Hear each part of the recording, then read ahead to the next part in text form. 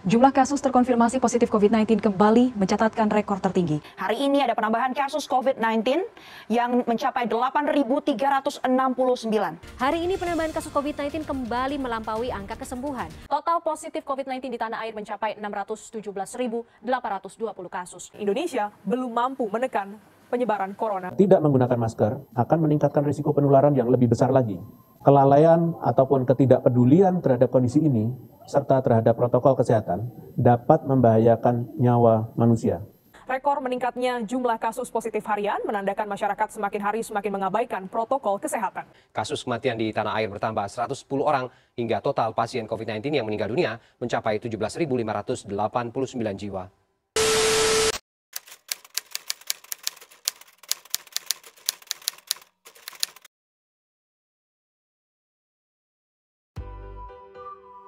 COVID-19 yang telah merebak pada bulan November 2019 menjadikan permasalahan ini menjadi isu dunia sangat mengkhawatirkan saat ini.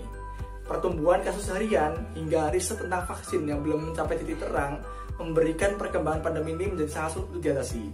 Dan kemudian dapat memberikan efek domino ke berbagai aspek kehidupan. Berdasarkan data terbaru, kasus total konfirmasi mencapai 530.000 kasus aktif di Indonesia.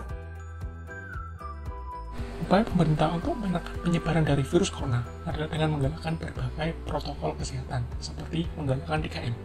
Yang pertama adalah mencuci tangan, yang kedua adalah menjaga jarak, dan yang ketiga, yang paling penting adalah penggunaan masker. Penggunaan masker sangatlah penting karena transmisi penyebaran virus corona dapat melalui droplet air, sehingga penggunaan masker inilah dapat mencegah droplet air tersebut tersebar di lingkungan sekitar. Penggunaan masker medis merupakan suatu hal yang sangat penting di era pandemi saat ini. Dengan tingkat keefektifan hingga 80%, mampu melindungi diri kita dari virus ataupun mencegah droplet dari tubuh kita tersebar ke sekitar. Namun, sifatnya yang sekali pakai menimbulkan suatu permasalahan baru, yaitu limbah dari masker medis itu sendiri. Berdasarkan data yang dihimpun dari Dinas Lingkungan Hidup DKI Jakarta, sampai bulan November 2020, tercatat sebanyak 810 kg sampah masker medis. Jika permasalahan ini tidak diselesaikan, maka akan menimbulkan suatu permasalahan baru bagi ekosistem sekitar. Sampaikan oleh Yuyun Isnawati dari Nexus 3 atau Bali Fokus dalam webinar pengelolaan sampah medis di era pandemi pada bulan September 2020. Dia menyampaikan pemusnahan sampah B3 melalui proses pembakaran dapat menimbulkan permasalahan baru karena Indonesia dinilai belum mampu untuk mengelola sampah jenis ini secara maksimal. Emisi sampah B3 berisikan nanopartikel, VOX atau volatile organic compounds, dioksin, dan furan, serta logam berat sehingga sangat berbahaya bagi lingkungan sekitar. Untuk mengatasi permasalahan tersebut, muncullah ide untuk membuat masker dengan tingkat efektivitas mendekati masker medis. Namun, bisa dipakai berulang kali, sehingga penggunaan masker medis hanya diperuntukkan untuk tenaga medis dan sampah masker dapat berkurang. Penggunaan masker kain dapat menjadi salah satu solusi untuk permasalahan ini.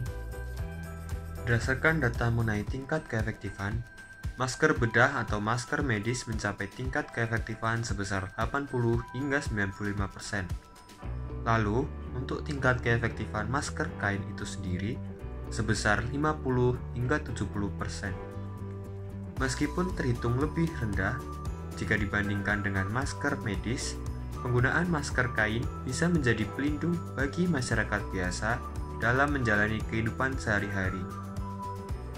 Untuk membuat masker kain yang efektif, dokter sekaligus Kepala Departemen Ilmu Kesehatan THT FKKM UGM, Dr. Bambang Uji Joko Haryanto, menyarankan agar masker terdiri dari 3 lapisan, yakni lapisan kain dengan 2 lembar tisu di tengah yang berfungsi sebagai filter yang dapat diganti berulang kali. Selain itu, agar masker kain tetap aman dan efektif digunakan, coba ikuti beberapa tips berikut ini. Pilih masker yang sesuai dengan ukuran wajah dan dapat menutup mulut, hidung, dan dagu Anda. Cuci tangan sebelum menggunakan masker, lalu kenakan masker pada wajah dan selipkan talinya di belakang telinga, atau ikat tali masker di belakang kepala dengan erat agar masker tidak longgar. Saat masker kain digunakan, hindari menyentuh masker. Jika ingin memperbaiki posisi masker yang berubah atau longgar, cuci tangan terlebih dahulu sebelum menyentuh masker kain. Lalu setelah selesai digunakan, lepas masker dengan cara membuka tali pengait masker di belakang kepala. Lalu jangan lupa cuci masker dengan air panas dan deterjen. Lalu segera ganti masker kain apabila sudah robek atau rusak. Dengan penggunaan masker kain diharapkan protokol kesehatan tetap dapat dijalankan serta pencemaran lingkungan yang diakibatkan oleh masker medis dapat teratasi. Masyarakat sehat, lingkungan terlindungi.